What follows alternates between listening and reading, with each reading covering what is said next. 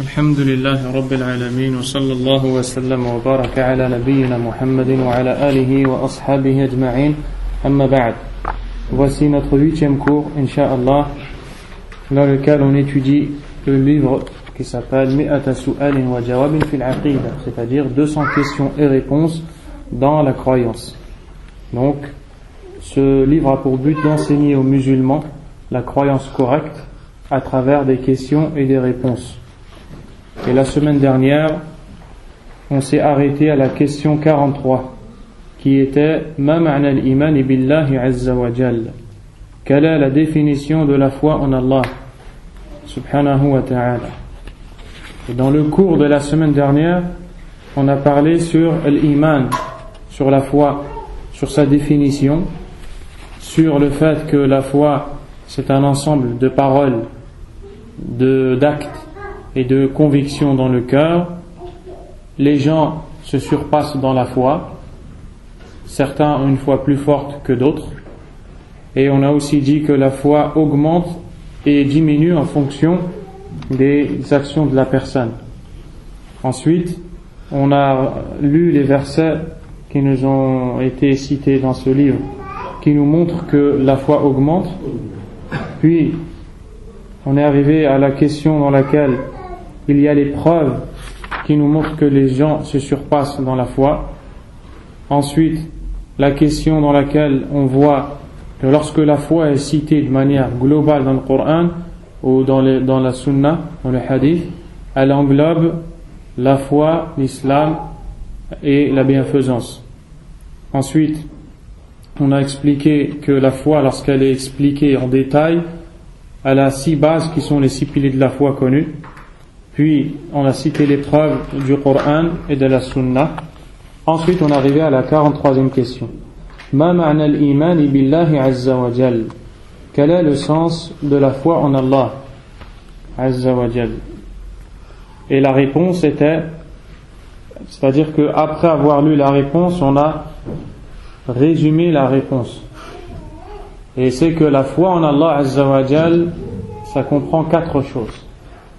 Ma huwa al-imanu billah, al-jawab, al-imanu billahi, arba'atu umur. La réponse, la foi en Allah, c'est 4 choses réunies. La première chose, al-imanu bi wujudillah, subhanahu wa ta'ala. La preuve en l'existence d'Allah. La preuve qu'Allah existe, subhanahu wa ta'ala. Pardon, la conviction ou la foi qu'Allah existe, subhanahu wa ta'ala. Deuxièmement, la foi que le seul qui a créé, c'est Allah azza wa jal. Troisièmement, la foi que le seul qui a le droit à l'adoration, puisqu'il est le seul à avoir créé, c'est Allah subhanahu wa ta'ala. Quatrièmement, la foi aux noms et attributs par lesquels Allah azza wa jal s'est présenté à ses serviteurs pour qu'ils puissent connaître le Seigneur qu'ils adorent. Et c'est ce qu'on appelle al-tawhid, c'est-à-dire le monothéisme, le fait de ne vouer le culte ou bien le fait d'unifier une chose. Et tout ça va être détaillé dans ces cours-là. On retient que la foi en Allah comprend 4 choses. La foi en son existence, la foi en sa seigneurie, et ça, quand on dit la seigneurie, c'est le fait qu'il est le seul à créer, et tout ça, ça va être détaillé ici. Troisièmement, la foi au fait qu'il est le seul à mériter l'adoration. Quatrièmement, la foi en ses noms et en ses attributs. Ensuite, puisqu'il a défini la foi en Allah par ces 4 points, il n'a pas besoin d'expliquer qu'est-ce que veut dire la foi en l'existence d'Allah.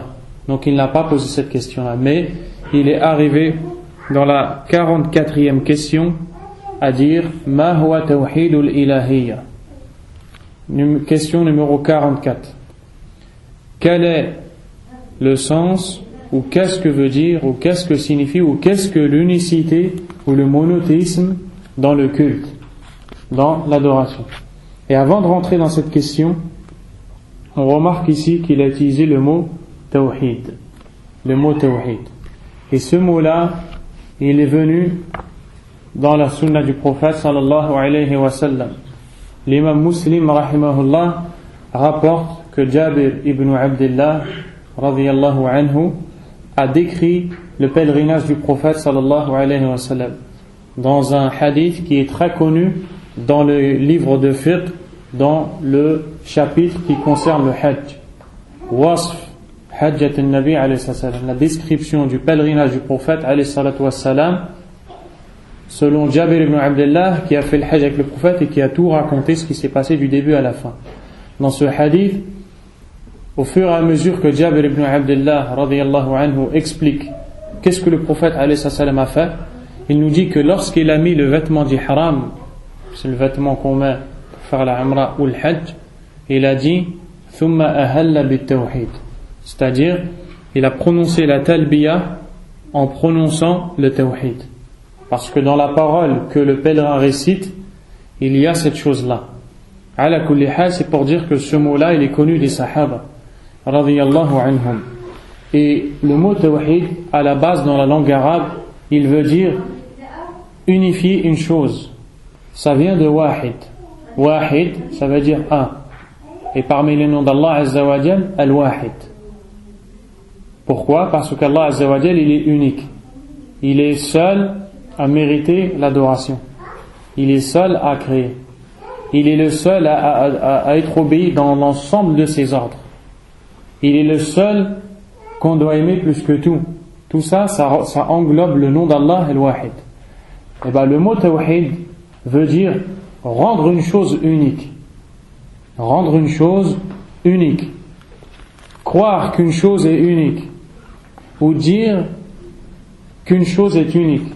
Si par exemple, je dis seul Ibrahim est assis, qu'est-ce que j'ai fait? J'ai rendu Ibrahim seul dans une situation qui est l'assise. Ça s'appelle tawhid, dans le sens linguistique, dans le sens de la langue arabe. Tawhid, ça veut dire rendre une chose unique. Personne ne va manger ici, sauf Malek. Là, qu'est-ce que j'ai fait?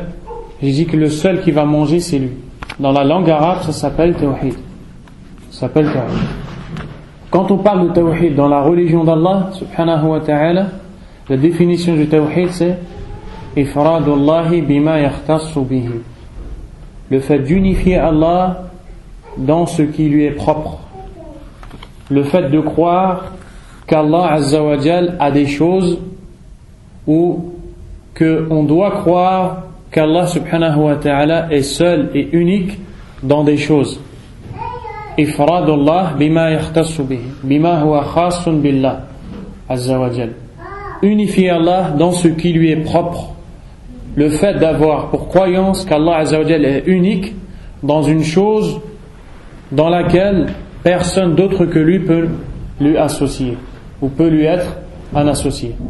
Ça, c'est le mot tawhid, et c'est ce mot-là qui est traduit en français par le monothéisme. D'accord? Et c'est ce mot-là donc qui est traduit par le monothéisme, le fait de n'adorer qu'un seul Dieu. Ensuite, Allah subhanahu wa ta'ala nous a créé pour ce but-là. Nous a créé pour le monothéisme, ou bien l'unicité. On le traduit aussi par l'unicité. Allah Azza wa Jal nous a créé pour qu'on reconnaisse qu'il est unique, subhanahu wa ta'ala. Si vous avez compris qu'est-ce que ça veut dire tawhid dans le sens linguistique, qui veut dire rendre une chose unique, et dans le sens religieux, qui veut dire rendre Allah, avoir pour croyance qu'Allah a des choses dans lesquelles il est le seul et personne ne peut lui associer, une question se pose. Quelles sont ces choses dans lesquelles on doit avoir pour croyance qu'Allah subhanahu wa ta'ala est le seul? Et c'est la réponse, c'est ce qu'on appelle les différentes sortes de tawhid. Car le tawhid que l'on doit avoir pour Allah, la croyance qu'on doit avoir pour Allah, qu'il est unique, dans quoi? La réponse, dans trois choses. Comment s'appellent ces trois choses?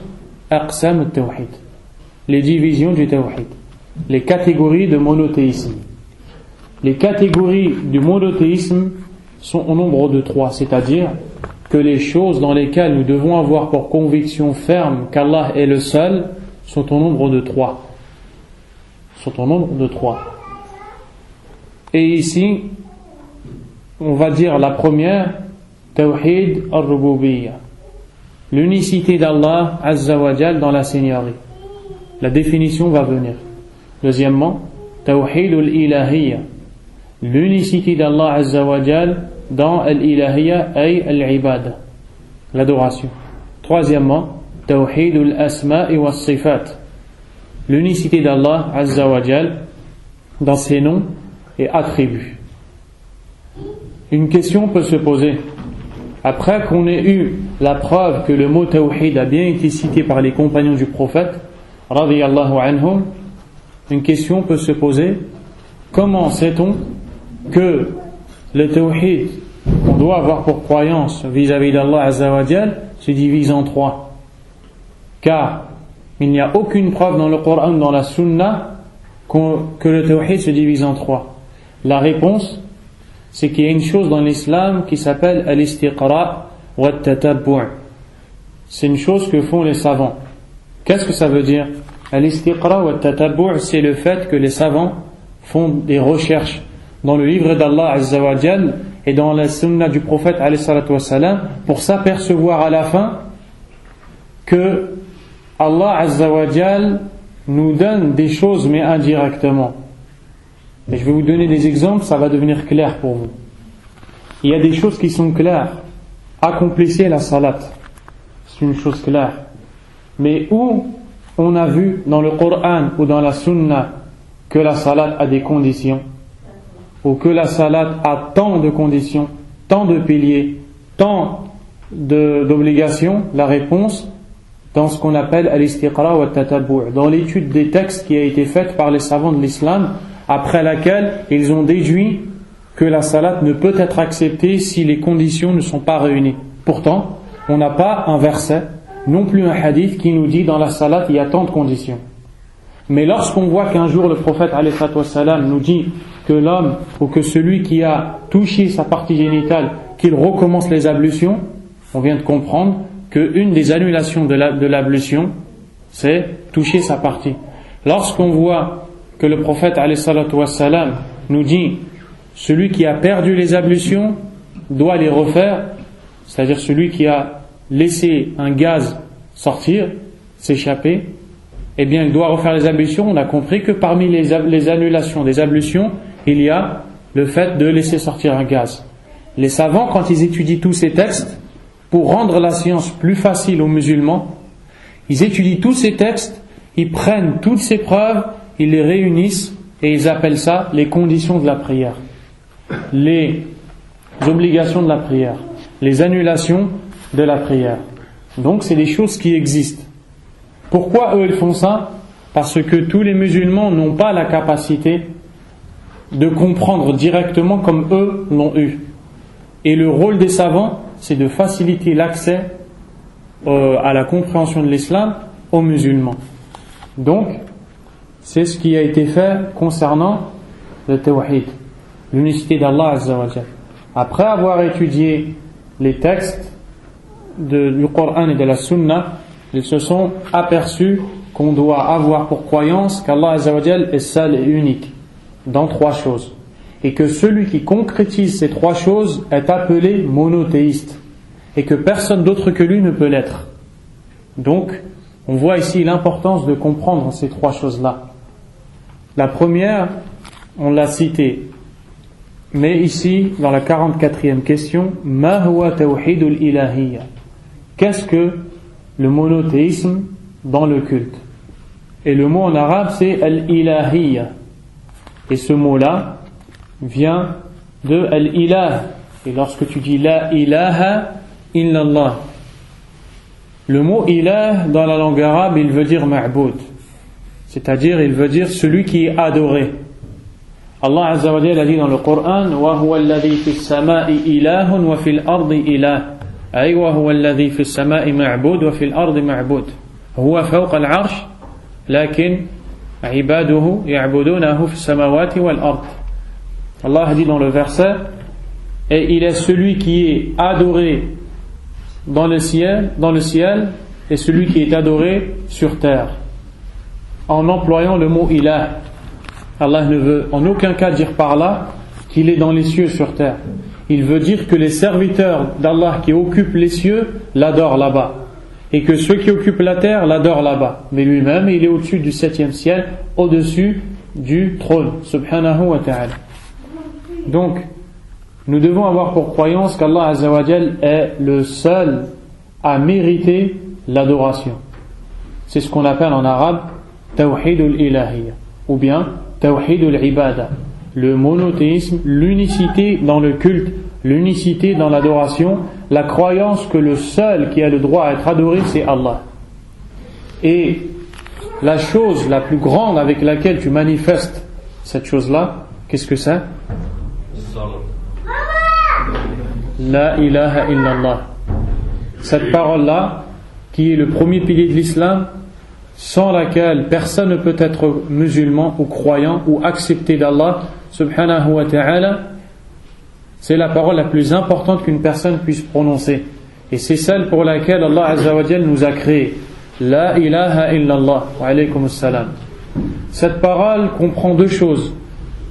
Une négation suivie d'une affirmation. La ilaha, c'est une négation. Illallah, c'est une affirmation. Et le musulman doit comprendre cette parole. Et cette parole veut dire le fait de nier le droit à l'adoration et de ne l'affirmer que pour Allah subhanahu wa ta'ala.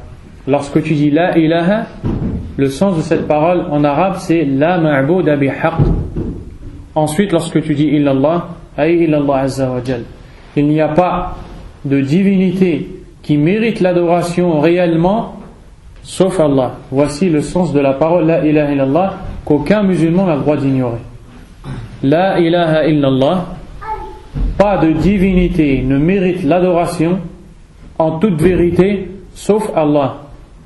Et ça ne veut pas dire il n'y a de Dieu que Dieu. Cette parole n'a aucun sens.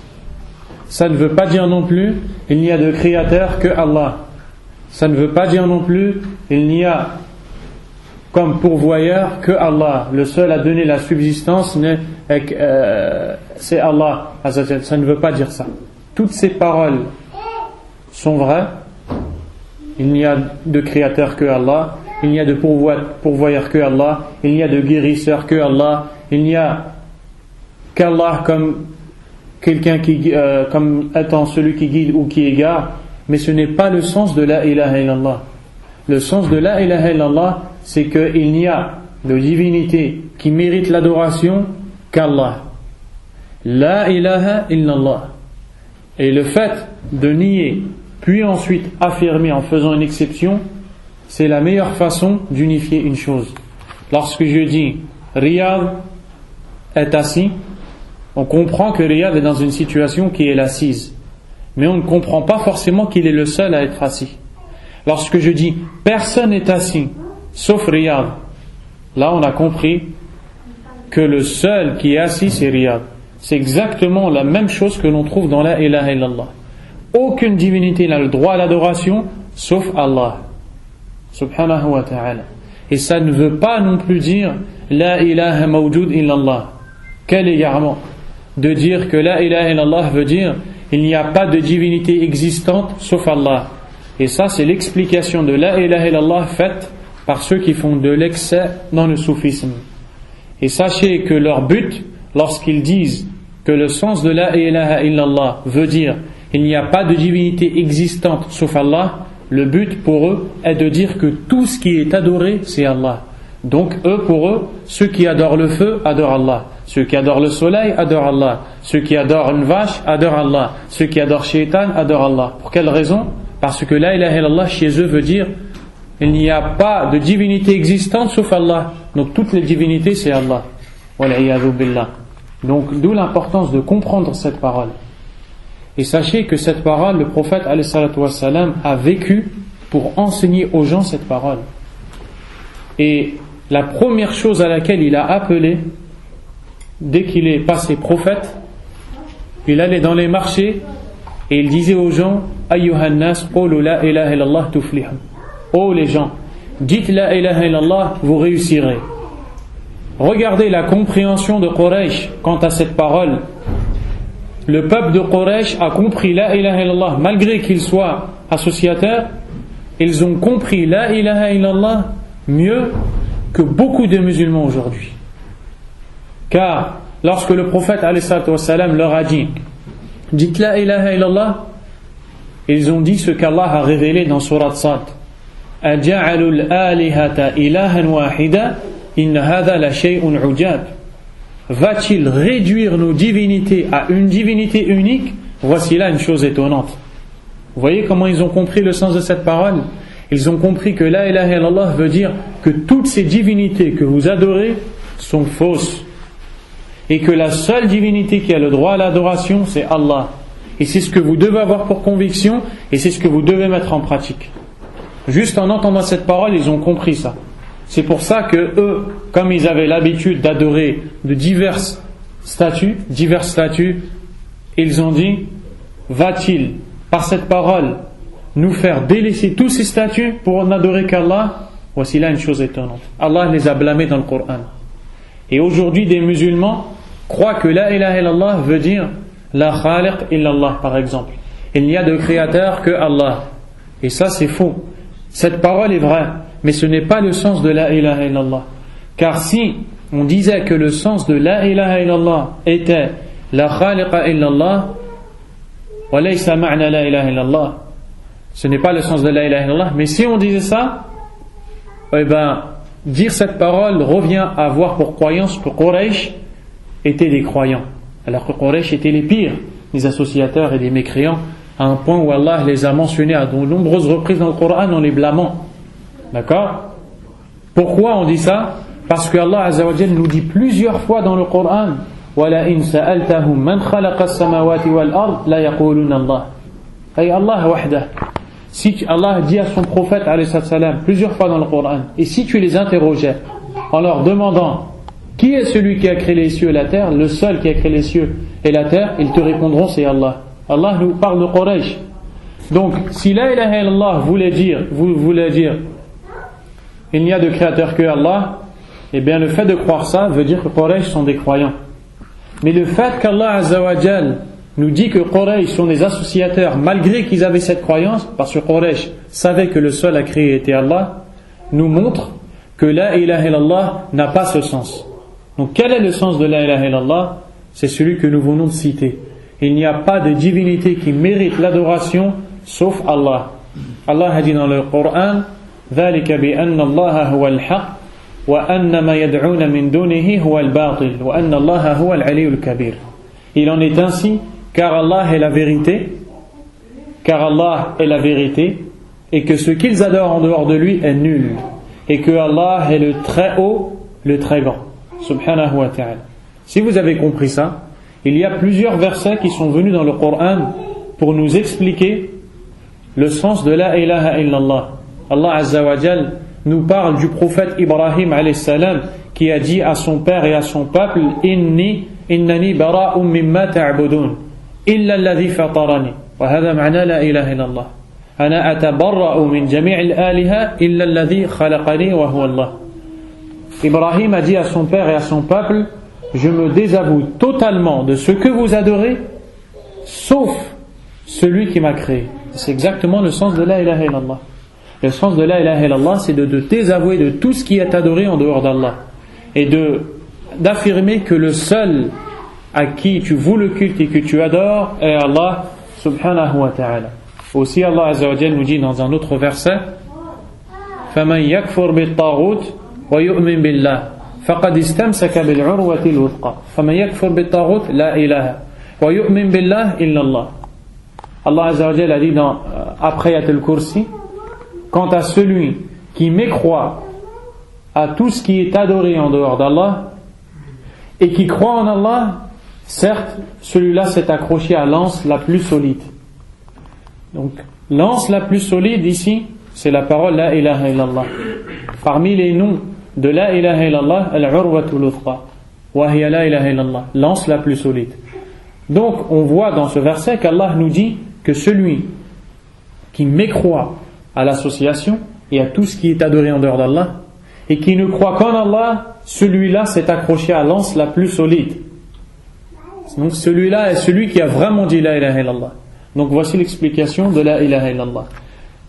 À travers cette parole, on manifeste la croyance que le seul à avoir le droit à l'adoration, c'est Allah subhanahu wa ta'ala. Et quant à l'adoration, on l'a défini dans les premiers cours. On a expliqué ce que c'est dans les premiers cours en disant que c'est tout ce qu'Allah azza wa jal aime comme parole et acte venant de son serviteur. Le résumé. Donc tout ce qu'Allah nous a ordonné de faire et tout ce qu'Allah nous montre qu'il aime qu'on le fasse, on ne doit le faire que pour Allah. Allah nous a ordonné de prier, on ne doit prier que pour Allah. Il nous a ordonné d'accomplir le hajj, on ne doit le faire que pour Allah. Et tout ce qu'Allah nous demande de faire, on ne doit le faire que pour lui, si vraiment on dit la ilaha illallah. Donc, quelle est la définition de l'unicité d'Allah dans l'adoration? La réponse: huwa ifradullahi azza wa jal bi jami'i anwa'i al-ibadati adh-dhahirati wal-batila qawlan wa 'amala. La réponse, c'est le fait d'unifier Allah dans l'ensemble des adorations apparentes et cachées, que celles-ci soient des paroles ou des actions. C'est-à-dire de ne faire ces choses-là que pour Allah subhanahu wa ta'ala. Tout ce que tu fais, que ce soit une parole ou un acte, et que ce soit une chose aussi qui vienne du cœur, comme la confiance, la crainte, l'espoir, le fait de croire aux informations d'Allah, le fait de penser du bien d'Allah, le fait d'être sincère, non, ne rentre pas, hein. Le fait d'être sincère, le fait d'être véridique, toutes ces choses-là viennent du cœur, toutes ces choses-là ne doivent être vouées qu'à Allah subhanahu wa ta'ala. Wa nafyu al-ibadati an kulli ma siwa Allah ka'inan man kan. Et également le fait de nier le droit à l'adoration à autre qu'Allah, quiconque soit-il.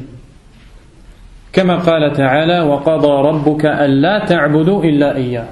Comme Allah a dit dans le verset de Surat Al-Isra, et ton Seigneur a décrété, wa qada ay wa amara rabbuk, et ton Seigneur a décrété, n'adorer pas autre que lui. Et ça c'est le sens de la ilaha illallah. Wa qala ta'ala wa'budullah wa la tushriku bihi shay'a. Allah a dit, et adorez Allah et ne lui associez rien.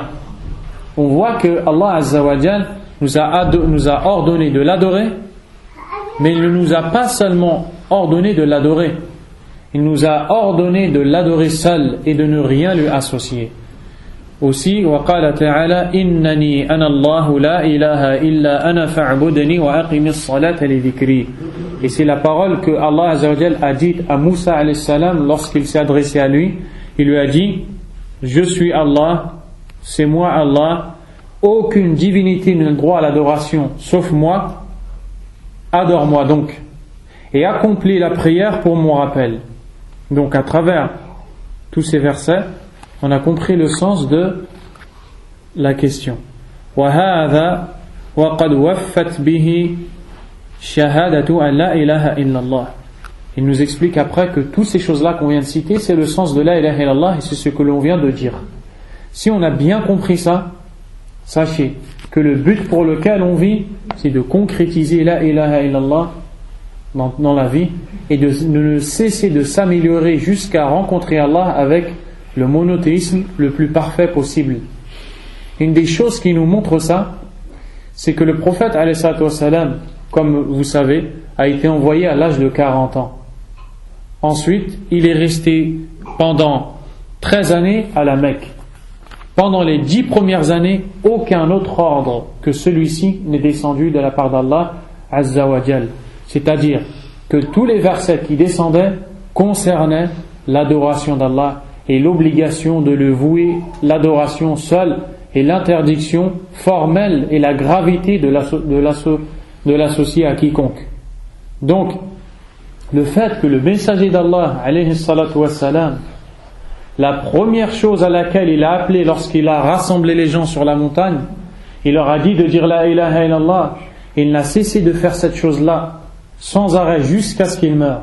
Et pendant les 10 premières années, aucun autre ordre que ça n'est descendu.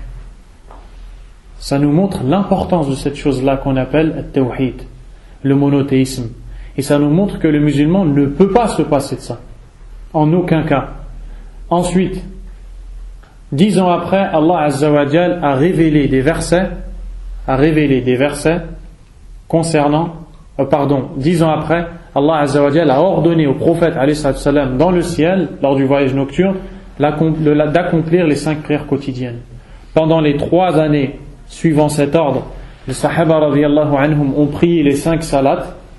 Lorsqu'ils ont complété le nombre d'années à 13, ils ont émigré vers la ville de Médine. Lorsqu'ils sont arrivés à la ville de Médine et qu'ils avaient compris le sens de cette parole et que ça avait produit un résultat dans leur vie, vraiment, dans l'adoration qu'ils avaient, ils ne faisaient pas d'association à Allah Azza wa Jal. Allah subhanahu wa ta'ala leur a révélé l'ensemble des interdits et des obligations. Et là, il y a une leçon pour le croyant. C'est que la plus grande chose qui aide le croyant à mettre en pratique les obligations et à délaisser les interdictions, c'est comprendre cette parole. Et c'est que cette parole ait un effet sur lui. Car plus le croyant comprend cette parole et plus elle a un effet sur lui, plus l'acceptation pour lui des ordres d'Allah va lui être facile. Et c'est pourquoi on voit que les gens se surpassent dans l'accomplissement ou non des ordres d'Allah. Plus la personne a concrétisé cette parole et sa foi a grandi, plus elle va accepter les ordres d'Allah subhanahu wa ta'ala. On voit donc que c'est la priorité. Et c'est la priorité de tous les prophètes.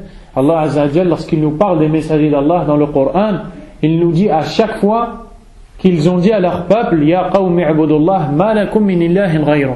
Ô mon peuple, adorez Allah, vous n'avez pas d'autre divinité méritant l'adoration sauf lui. Donc, on voit l'importance de cette chose. Parmi ceux qui montrent également l'importance de cette chose, c'est que le prophète alayhi salatu wassalam ne laissait jamais une occasion de transmettre cette parole et de l'enseigner aux gens sans le faire. Et il ne laissait jamais une scène dans laquelle avait lieu un acte d'association sans le blâmer. En aucun cas il voyait que autre qu'Allah était adoré devant lui sans le blâmer. À un point où même en état de guerre, pendant la bataille de Uhud, le prophète alayhi salatu wassalam était cerné par les mécréants de Quraysh et les associateurs qui étaient armés, qui étaient équipés, qui étaient forts. Et le prophète sallallahu alayhi wa sallam, pendant un moment, les gens ont cru qu'il était mort. Donc, il a laissé les gens croire qu'il était mort, pour ne pas qu'ils voient où il est. Un compagnon est venu l'appeler et lui a dit: Ya Rasulallah, le prophète alayhi salam lui a dit: Chut. Il lui a dit: ne lève pas la voix. Pourquoi? Parce qu'ils ne savent pas où il est, parce que dans la bataille de Uhud, la poussière était intense. Et les gens ne se voyaient presque plus. Tellement qu'ils ne se voyaient plus, certains musulmans se sont tués à Uhud. Le père de Hudayfa ibn al-Yaman a été tué par un autre compagnon.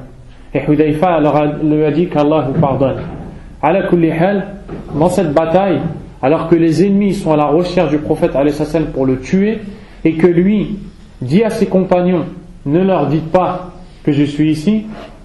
Lorsque les kuffars de Quraysh sont arrivés, Abu Sufyan, qui était à l'époque mécréant et le chef des Quraysh, a dit aux mécréants: U'lu Hubal, c'est-à-dire proclamer la grandeur de Hubal. Et Hubal, c'est une divinité. Dès que le prophète alayhi salam a entendu ça, il leur a dit: levez la voix et dites: nous on a Allah et c'est le seul qui mérite l'adoration.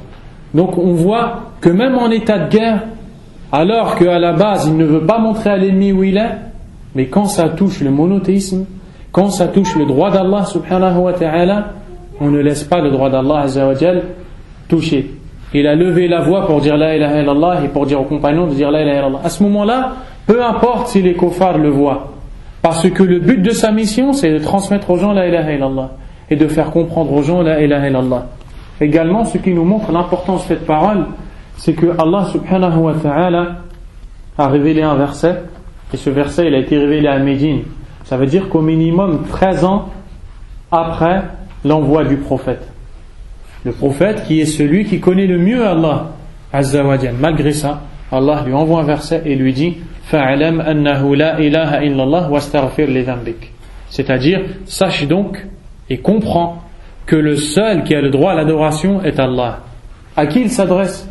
Au messager d'Allah. Y a-t-il quelqu'un dans la surface de la terre qui connaît Allah mieux que lui? Il n'y a pas. Depuis combien de temps il est dans cette situation, messager, et en étant celui qui connaît le mieux Allah, depuis 13 ans. Et malgré ça, Allah lui dit de comprendre le sens de la ilaha illallah. Qu'en est-il de nous alors? D'où l'importance de cette parole. Et parmi ce qui nous montre l'importance aussi de cette parole et de la comprendre et de la mettre en pratique, le fait que le prophète alayhi salatu wassalam, à chaque fois qu'il voyait quelque chose qui contredisait cette parole, il s'énervait. Alors qu'il était connu de lui qu'il ne s'énervait pas. Mais lorsque quelqu'un venait et lui disait Ma sha'Allah wa shi't, voici la chose qu'Allah et toi ont voulu, directement, Aja'altani lillahi niddan qul ma sha'Allah wahda.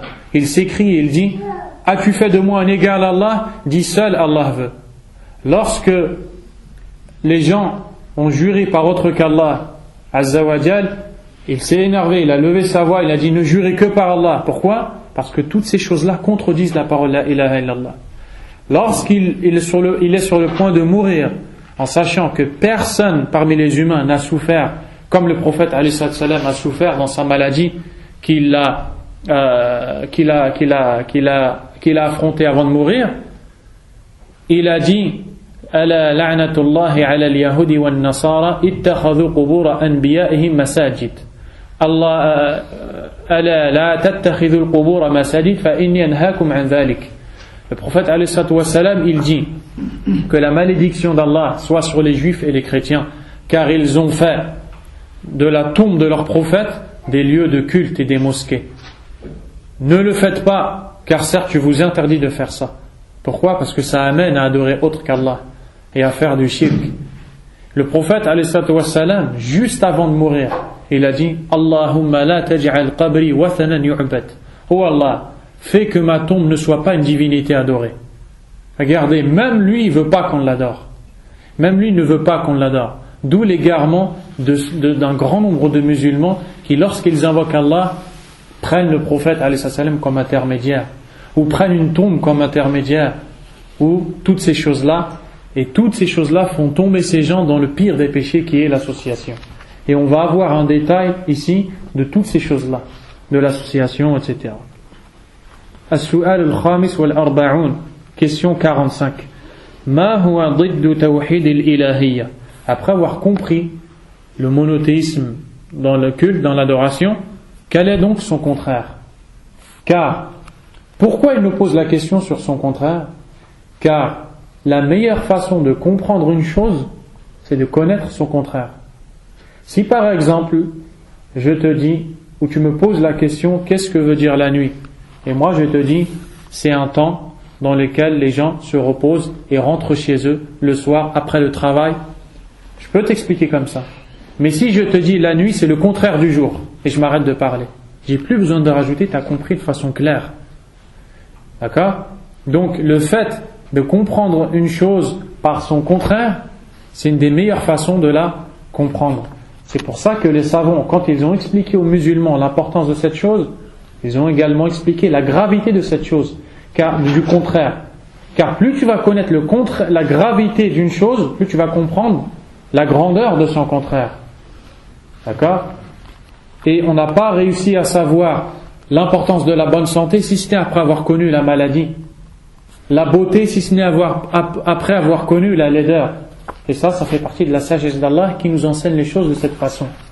Et donc dans cette question, la réponse, al-jawab, ضده الشرك وهو نوعان شرك أكبر ينافيه بالكلية وشرك أصغر ينافي كماله. La réponse, le contraire de l'unicité d'Allah dans l'adoration, le contraire donc de la ilaha illallah, c'est l'association, al-shirk. Et le mot shirk dans la langue arabe, il est utilisé pour expliquer une chose dans laquelle il y a plusieurs choses qui se sont mélangées. C'est pour ça que la société, quelqu'un qui a une société dans la langue arabe, on dit qu'il a une sharika. On dit qu'il a une sharika. Sharika, le mot arabe sharika veut dire une entreprise, une société. Pourquoi on appelle ça comme ça? Parce que dans cette société, il y a des gens qui travaillent ensemble, qui sont associés. Le shirk, dans le sens linguistique, il veut dire associer une chose à une autre. Et le shirk dans la religion d'Allah, subhanahu wa ta'ala va être défini dans la question suivante. Donc le shirk, c'est le contraire du monothéisme, et celui-ci se divise en deux. Et si on comprend que c'est le contraire du monothéisme, on comprend que c'est le pire des péchés, puisque la raison de notre création, c'est la ilaha illallah. Si cette chose-là, qui est le shirk, annule la ilaha illallah, c'est le pire des péchés, puisqu'elle annule tout ton islam, et elle efface tous tes actes.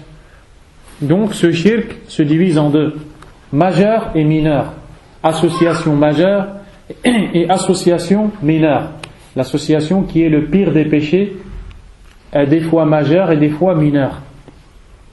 Quant à l'association majeure, elle efface complètement le monothéisme de la personne, c'est-à-dire qu'un acte qui est de l'association majeure, qui est commis par une personne, fait de la personne une mécréante et exclut la personne de l'islam.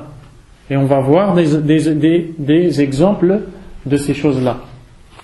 Donc l'association majeure, c'est l'association qui annule l'islam de la personne. C'est un péché qui, lorsqu'il est commis, fait de la personne une mécréante. Le deuxième, c'est l'association mineure. L'association mineure, c'est également une chose dans laquelle on a associé Allah, mais pas au point de sortir de l'islam. C'est-à-dire que l'association mineure annule le fait que la foi soit complète. C'est-à-dire que la foi n'est plus complète. Elle a baissé énormément. Et c'est le pire des péchés.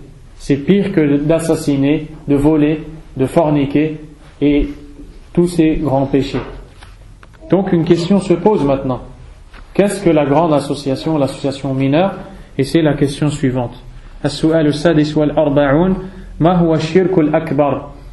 Quelle est l'association majeure?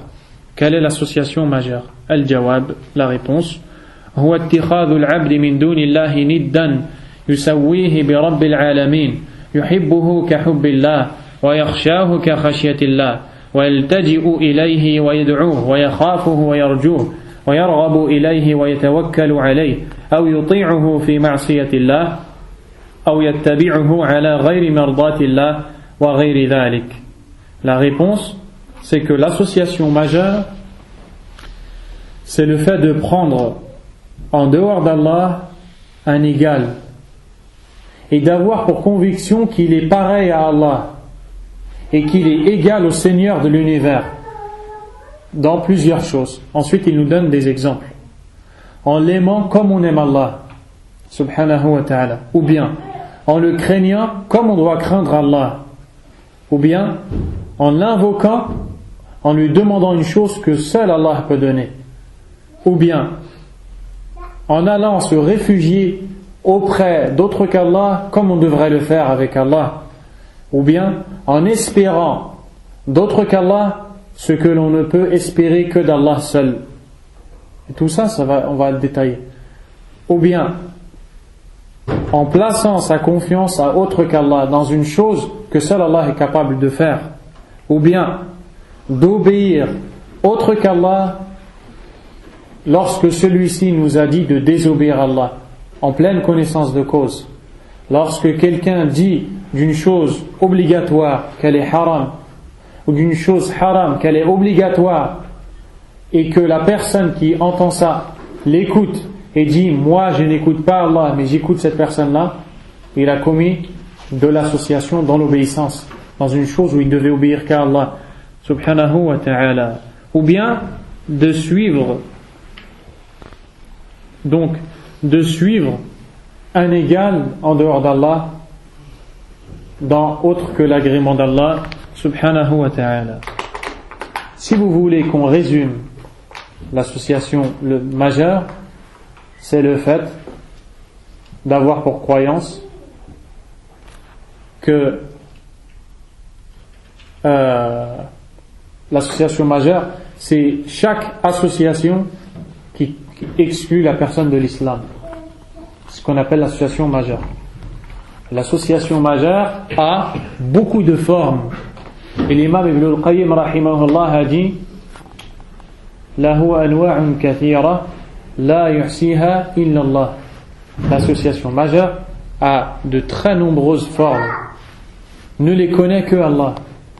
Ne connaît leur nombre que Allah. Mais toi, si tu comprends bien le monothéisme, chaque chose que tu vas voir, même si c'est une nouvelle forme d'association, comme tu as bien compris ton monothéisme, tu vas comprendre directement que c'est une forme d'association. D'où l'importance de connaître. Car celui qui n'a pas de science peut tomber dans l'association dans un moment où il ne s'en rend même pas compte. Il le peut associer à Allah, il ne s'en rend même pas compte. Et ça a été remarqué, et ça a été vu, et ça a été entendu. D'où l'importance de connaître cette chose-là. قال الله تعالى, Allah a dit, إن الله لا يغفر أن يشرك به ويغفر ما دون ذلك لمن يشاء ومن يشرك بالله فقد ضل ضلالا بعيدا. Certes, Allah ne pardonne pas qu'on lui attribue un associé, et il pardonne à part ça à qui il veut. Quant à celui qui associe à Allah, il s'est certes égaré d'un égarement très loin ou d'un égarement lointain.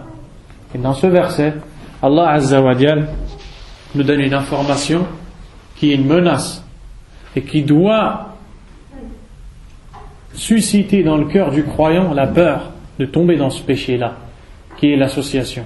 Allah ne pardonne pas qu'on lui attribue des associés. Et quand Allah Azza wa Jal nous dit qu'il ne pardonne pas l'association, c'est-à-dire la personne qui meurt et qui ne s'est pas repentie de l'association. Quant à la personne qui a fait de l'association dans sa vie, mais qui s'est repentie, qui a regretté, qui a demandé pardon à Allah, Allah lui pardonne. D'accord ? Mais celui qui meurt en ayant commis de l'association sans s'être repenti, il ne verra jamais le paradis, il ne sentira jamais son odeur, et qu'Allah Azza wa Jal nous préserve de ça. Aussi Allah Azza wa Jal a dit, وَمَنْ يُشْرِكْ بِاللَّهِ فَقَدْ افْتَرَى إِثْمًا عَظِيمًا. Et celui qui associe à Allah a certes forgé un immense péché. A certes forgé un immense péché. Lorsque les chrétiens ont dit qu'Allah Azza wa Jalla a un enfant, wal'iyadhu billah, Allah Azza wa Jalla, comme salam, nous a informé dans Surat Maryam que même les cieux, la terre, les montagnes ont failli s'affaisser, les cieux ont failli se déchirer, la terre a failli trembler, tellement cette parole est immense quand ils ont entendu cette forme d'association. Même les créatures qui n'ont pas la raison, qui sont également des serviteurs d'Allah, lorsqu'ils constatent que de l'association se produit, ils ont peur d'Allah subhanahu wa ta'ala. D'où la gravité de ce péché. D'où la gravité de ce péché. Wa qala ta'ala, et Allah aussi a dit, innahu man yushrik billah faqad harrama Allahu alayhi al-jannah wa ma'wahu an-nar wa ma lil-zalimin min ansar. Et c'est la parole que Isa alayhi salam a dit à son peuple lorsqu'ils ont dit que Isa est le fils d'Allah.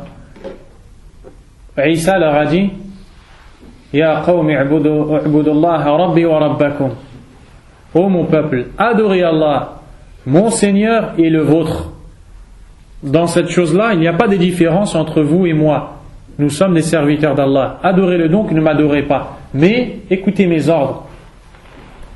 Après, il a dit, car certes, celui qui associe à Allah, Allah lui interdira l'accès au paradis et fera de sa demeure l'enfer. Et les injustes n'auront personne pour les secourir. N'auront personne pour les secourir. وقال تعالى ومن يشرك بالله فكأنما خر من السماء فتخطفه الطير أو تهوي به الريح في مكان سحيق. Et voici un exemple qui nous est donné de la part d'Allah Azza wa Jal pour nous montrer la gravité de l'association. Car sachez qu'Allah subhanahu wa ta'ala dans le Coran nous appelle au monothéisme, au tawhid, à l'adoration seule sans associé. Et nous interdit l'association avec plusieurs méthodes. Des fois de façon claire, adorez votre Seigneur, n'associez rien. Des fois en nous racontant l'histoire et la conséquence de l'association qu'ont eu à subir ceux qui ont associé Allah. Des fois d'autres manières. Une des plus grandes manières avec laquelle Allah nous appelle à l'adorer, c'est en nous présentant des exemples, des paraboles, dans lesquelles il nous fait une comparaison entre celui qui adore Allah et celui qui adore autre qu'Allah, ou bien dans lesquelles il nous compare la situation dans laquelle se trouve l'associateur à autre, particulièrement ce verset-là. Et on va expliquer cet exemple. Allah Azza wa Jalla a dit وَمَنْ يُشْرِكْ بِاللَّهِ, et celui qui associe à Allah, donc qui voue l'adoration à autre qu'Allah, فَكَأَنَّمَا خَرَّ مِنَ السَّمَاءِ, c'est comme s'il s'effondrait du ciel. فَتَخْطَفُهُ الطَّيْرُ, et qu'en plein vol, il se faisait attraper par des oiseaux, c'est-à-dire des oiseaux qui viennent le déchiqueter, qui viennent le manger en plein air. Il est en train de tomber, il n'est pas encore mort, il est déjà pris par la peur à l'idée d'atterrir et que son corps s'éclate sur la terre. Il n'est même pas encore arrivé que des oiseaux viennent le déchiqueter et le manger. Ou bien il est semblable à quelqu'un qui a été poussé d'un vent violent vers un endroit vraiment très loin. Et dans cet exemple, Allah subhanahu wa ta'ala nous montre que celui qui a associé à Allah a causé la perte de sa propre personne. Parce qu'Allah nous dit que celui qui est associé à Allah est comparable à celui qui s'effondre du ciel. Que dites-vous d'une personne qui monte sur une tour et qui volontairement saute? Nous allons dire que cette personne a provoqué sa propre perte. Allah Azza wa Jalla, par cet exemple, est en train de nous enseigner que celui qui adore autre qu'Allah et qui tombe dans quelconque forme d'association a causé sa propre perte, à un point où il ressemble à une personne qui s'effondre du ciel. Ensuite, ce n'est pas fini. Et il se fait déchiqueter. Car celui qui est associé à Allah Azza wa Jalla, c'est comme si qu'il se détruisait. Parce que c'est le but pour lequel il vit. Et celui qui a associé à Allah, il s'est détruit. Ou bien, il s'est fait propulser par un vent violent dans un endroit lointain. Il s'est égaré très loin. Allah Azza wa Jalla nous a fait 4 comparaisons dans ce verset. L'imam Ibn al-Qayyim rahimahullah a un livre dans lequel il a consacré un chapitre dans lequel il a expliqué tous les exemples et toutes les paraboles qu'Allah nous donne dans le Coran. Et parmi celles-ci, cet exemple-là. Et il nous dit qu'Allah Azza wa Jal a fait 4 comparaisons dans ce verset. La première, c'est, il nous a montré la grandeur du monothéisme, la grandeur du tawhid. Pourquoi? Il l'a comparé au ciel. Alaykum salam. Parce qu'il nous dit que celui qui a associé à Allah, c'est comme si qu'il est tombé du ciel. Il voulait, Allah Azza wa Jalla, nous dire par là que le monothéisme, c'est ce qu'il y a de plus haut. C'est ce qu'il y a de plus haut pour toi. C'est pour ça qu'il l'a comparé au ciel. Quand tu lèves ta tête, ce que tu vois de plus haut, c'est le ciel. Allah est en train de te dire que le monothéisme, c'est ce qui pour toi, il doit avoir de plus haut. En deuxième comparaison, celui qui fait de l'association, donc il a délaissé le monothéisme.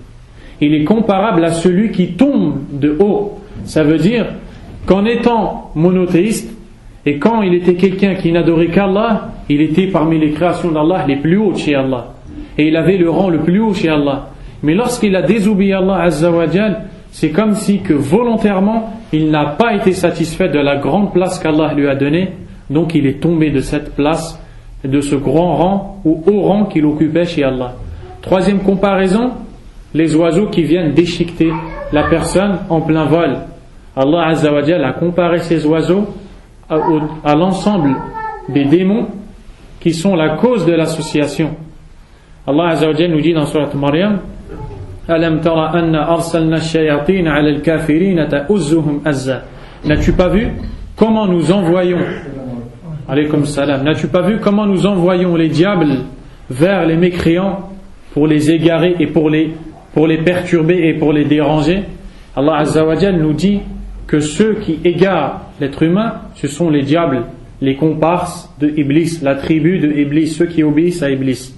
Eh bien, celui qui a fait de l'association, qui a délaissé le haut rang qu'il occupait chez Allah, il s'est donné à ces diables-là. Et ils l'ont déchiqueté Comment? En l'amenant à l'association d'Allah Azza wa Jal. Et la quatrième comparaison, c'est celui qui s'est fait propulser par un vent violent dans un endroit lointain.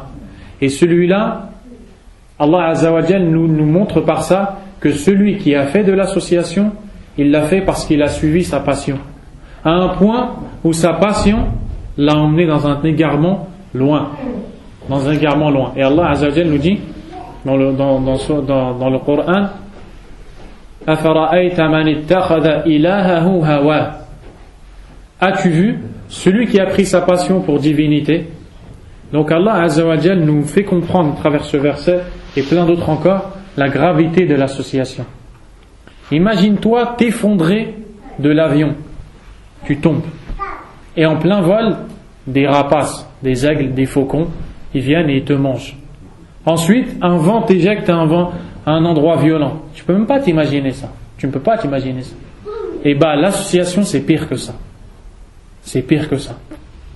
فقال النبي صلى الله عليه وعلى آله وسلم, et le prophète عليه الصلاة والسلام a dit, حق الله على العباد أن يعبدوه ولا يشركوا به شيئا وحق العباد على الله أن لا يعذب من لا يشرك به شيئا وهو في الصحيحين. L'imam Muslim, Al-Bukhari ou Muslim nous rapporte que le prophète عليه الصلاة والسلام a dit, le droit qu'Allah a sur ses serviteurs est qu'il l'adore et qu'il ne lui associe rien. Et le droit que les serviteurs ont sur Allah est qu'il ne châtiera pas celui qui n'a pas fait d'association. Il lui pardonnera, Inch'Allah, ses péchés. Et lorsque le prophète alayhi salam nous dit que les serviteurs d'Allah ont un droit sur Allah, ça ne veut pas dire qu'on a un droit sur Allah, comme on pourrait le comprendre, mais ça veut dire que puisqu'on va respecter le droit qu'Allah a sur nous, qui est de l'adorer seul, Allah Azza wa Jal va nous faire une faveur, va nous accorder une faveur qui est qu'il ne châtiera pas celui qui ne fait pas d'association. ويستوي في الخروج بهذا الشرك عن الدين المجاهر به ككفار قريش وغيرهم والمبطن له كالمنافقين المخادعين الذين يظهرون الإسلام ويبطنون الكفر. Il nous dit, sont égaux dans le fait que cet acte d'association fait sortir de l'islam ceux qui le font de manière claire et apparente, comme les kuffars de Quraysh, comme ceux qui adorent ouvertement autre qu'Allah Azza wa Jal, et ceux qui le font en cachette et qui en apparence montrent l'islam, mais qui à l'intérieur ont la croyance en l'association d'Allah, qui sont les hypocrites. Ils sont égaux dans le fait qu'ils sont des associateurs mécréants. قال الله تعالى إن المنافقين في الدرك الأسفل من النار ولن تجد لهم نصيرا إلا الذين تابوا وأصلحوا واعتصموا بالله وأخلصوا دينهم لله فأولئك مع المؤمنين وغير ذلك من الآيات. Allah Azza wa Jalla a dit, certes les hypocrites occuperont le plus bas fond de l'enfer et tu ne trouveras pas pour eux de secoureurs sauf ceux qui se sont repentis, comme salam, sauf ceux qui se sont repentis, réformés et qui se sont accrochés à Allah en lui vouant la religion sincèrement. Ceux-là sont les croyants. Donc, on comprend que ceux qui font de l'association de manière claire et ceux qui le font en cachette comme les hypocrites sont égaux dans le shirk et sont des associateurs. Il nous reste combien de temps? 5. Donc on va s'arrêter là, Inch'Allah. Wallahu Azza wa Jalla a'lam. Wa sallallahu wa sallam wa baraka ala nabiyyina Muhammadin wa ala alihi wa ashabihi ajma'in. Subhanakallahumma wa bihamdik. Ashhadu an la ilaha illa anta astaghfiruka wa atubu ilayk. Jazakumullahu khairan.